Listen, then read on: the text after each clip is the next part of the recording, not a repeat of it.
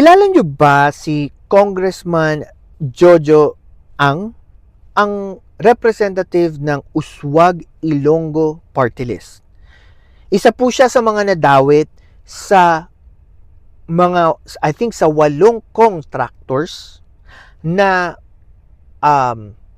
pinakakasuhan ng ICI at DPWH at that time. Lumalagay po kasi dito na yung kumpanya na connected po si Congressman Jojo Ang ay nakakuha po ng pinakamaraming kontrata, okay, sa DPWH project.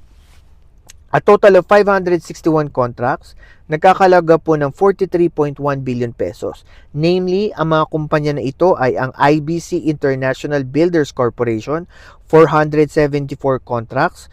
Ang halaga po ay 37.5 billion pesos ang total ng kontrata, at ang Alencon Development Corporation na may 87 po na mga contracts o DPWH contract na ang total na halaga po ay 5.6 billion pesos.